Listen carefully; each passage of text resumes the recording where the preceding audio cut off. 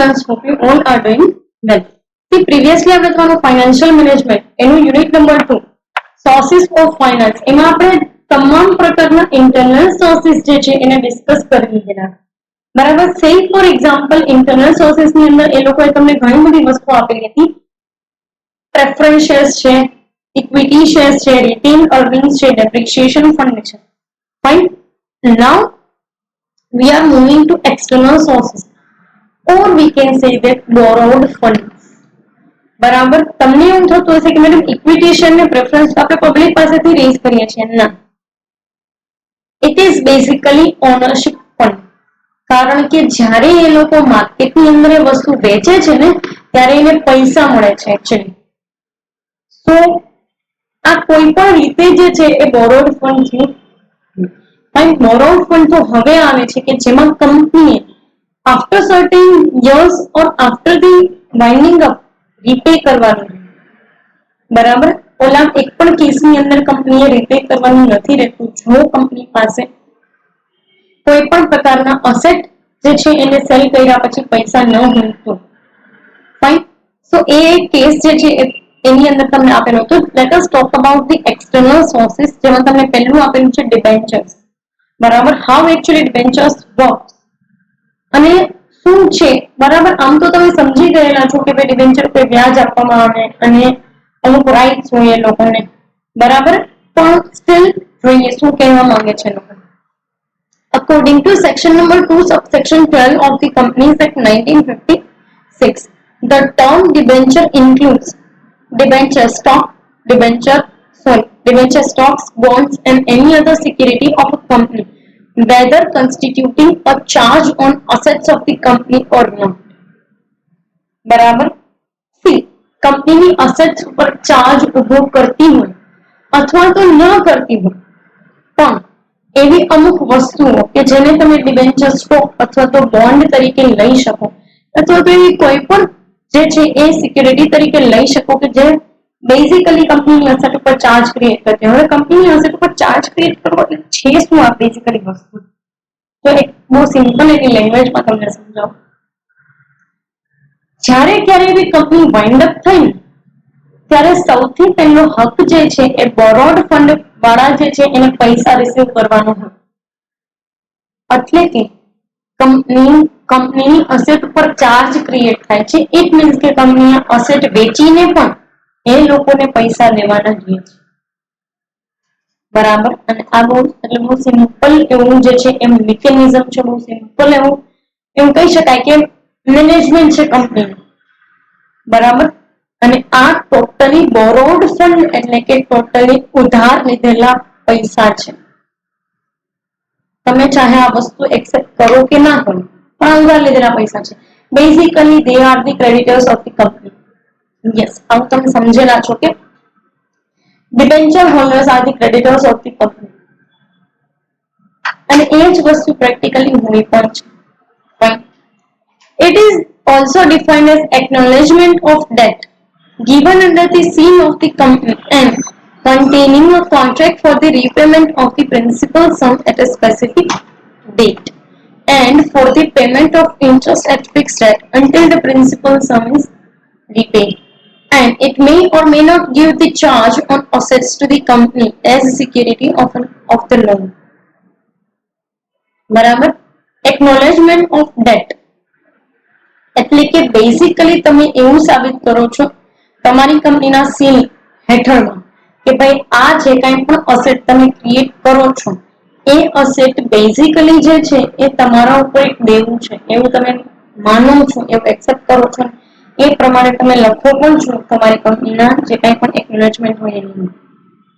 પણ બીજું કે એવો એક કોન્ટ્રાક્ટ કે જેમાં તમે એક સ્પેસિફિક ડેટે અમુક પૈસા જે કાંઈ પણ ડિબેન્ચર હોલ્ડરના હિસ્સામાં આવતા એને તમે રીપે કરશો. બરાબર. અને આ રીપે જ્યાં સુધી ટોટલ અમાઉન્ટ રીપે નહીં થઈ જાય ત્યાં સુધી તમે એને ફિક્સ રેટનું એક ઇન્ટરેસ્ટ આપશો. બરાબર. આવી સિક્યુરિટીને ડિબેન્ચર કહેવાય. રાઈટ.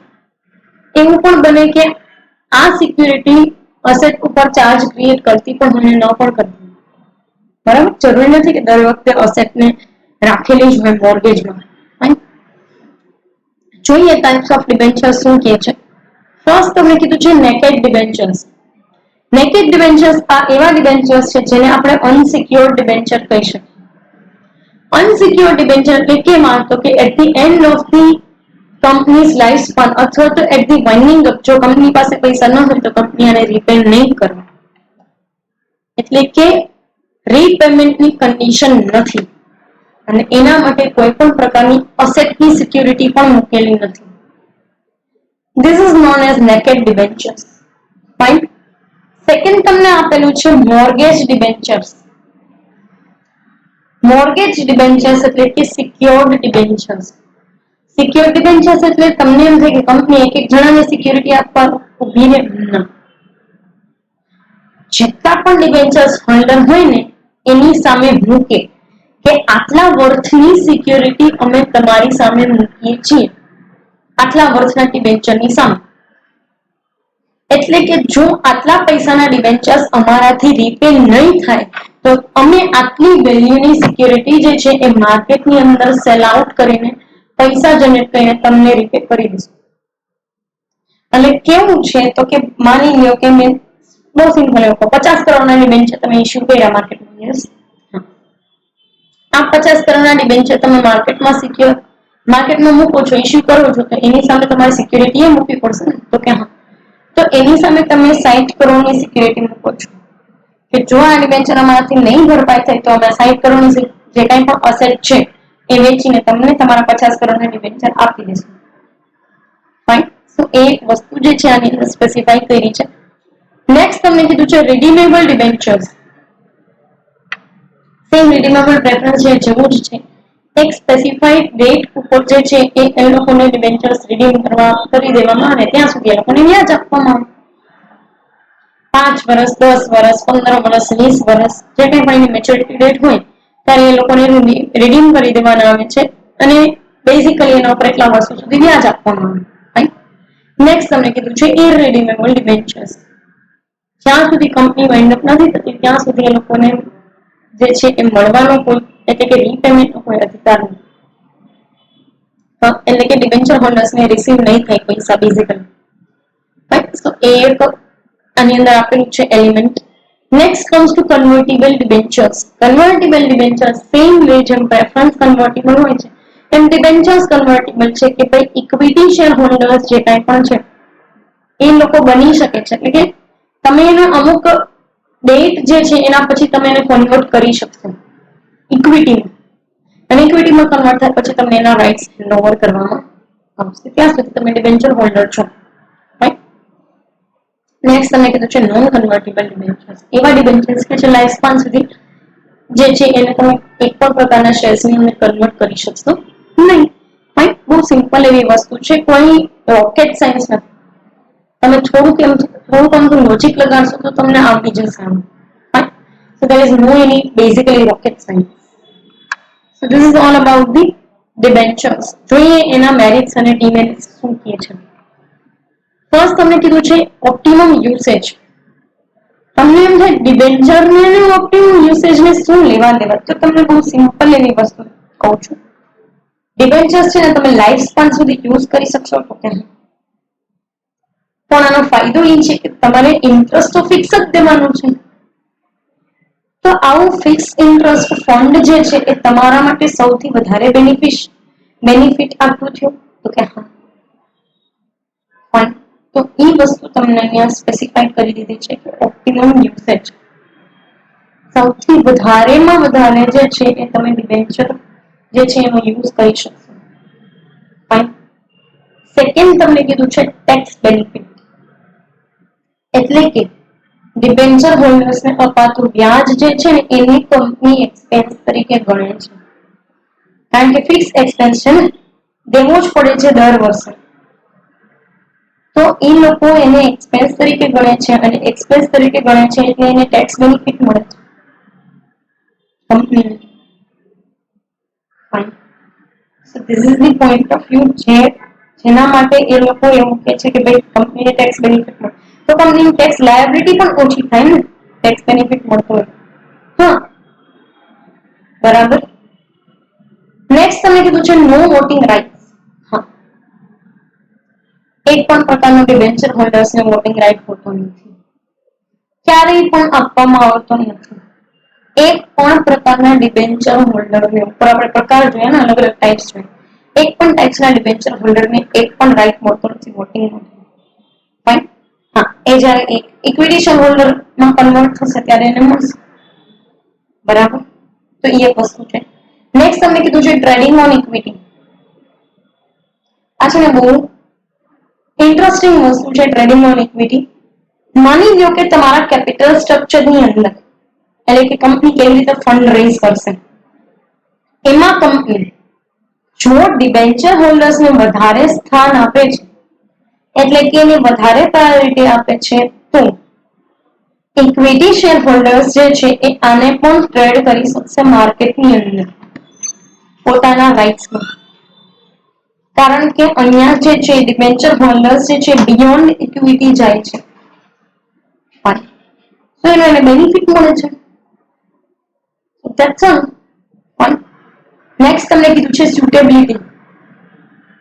ઇન્ડિયન માર્કેટ માટે સૌથી સારું અને સુટેબલ ઇન્સ્ટ્રુમેન્ટ છે, કારણ કે ઇન્ડિયન માર્કેટમાં રિસ્ક ટેકર્સ ઓછા હોય છે, અને એવા કેસની અંદર જો તમે કોઈને ફિક્સ ઇન્કમ વાળું ઇન્સ્ટ્રુમેન્ટ આપો તો એને મજા જ આવી જાય ને, કારણ કે આમાં તો ઇન્ટરેસ્ટ તમે ફિક્સ આપશો ને, પ્રોફિટ થાય કે ન થાય.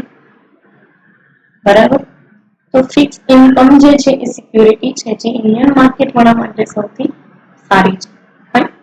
આગળ જે છે તમને કીધેલા છે ડીમેરિટ્સ. પહેલું તમને કીધું છે હાઈ રિસ્ક. હાઈ રિસ્ક એટલા માટે કહે છે કારણ કે at the end of its life span એ લોકોએ ગમે એટલા પૈસા અત્યારે ડિબેન્ચરમાં ગમે એટલો માર્કેટ ભાવ છે એને દેવા જ પડશે પાછા, રીપે તો કરવા જ પડશે. બરાબર, તો એના માટે જે છે એ કે છે હાઈ રિસ્ક. ફાઇન. સેકન્ડ તમને કહે છે કમ્પલસરી ઇન્ટરેસ્ટ પેમેન્ટ. તમને પ્રોફિટ થાય કે ન થાય તમારો પ્રશ્ન છે, તમારે તો ડિબેન્ચર હોલ્ડર્સને જે કાંઈ પણ ઇન્ટરેસ્ટ છે આપવાનું જ રહેશે, અને આપવું જ પડશે ને, કારણ કે તમારી ક્લોઝમાં એવું તમે મેન્શન કર્યું છે. ફાઇન. નેક્સ્ટ જે છે તમને કહે છે suitable four stable income form. Debenture holder છે ને બધી ફોર્મ માટે સુટેબલ નથી. જે ફોર્મની હકીકતે જે છે એ સ્ટેબલ ઇન્કમ હોય ને એને જ આનો ફાયદો મળતો હોય છે. મને ખબર જ છે કે દર વર્ષે મને 5 લાખ રૂપિયાની શું થવાના જ છે એક્સેસ પ્રોફિટ, તો આ મારા માટે ફાયદો છે, બાકી નહીં. લોસ થતો હોય તો બિલકુલ નહીં. લાસ્ટમાં તમને કહે છે reluctance from equity share holders. Equity share holders જે છે એ લોકો આનો વિરોધ કરે છે, કારણ કે જો તમે કેપિટલ સ્ટ્રક્ચરમાં ડિબેન્ચર હોલ્ડર્સને વધારે સ્થાન આપશો ને, જાજુ સ્થાન આપશો ને, એનો મતલબ એવો થાય છે કે તમે ઇક્વિટી શેર હોલ્ડર્સને પ્રેફરન્સ નથી આપતા, તો એ લોકો દરેક વસ્તુમાં વિરોધ કરશે તમારો. અને પ્રેક્ટિકલી પણ કંપનીમાં થતું હોય છે.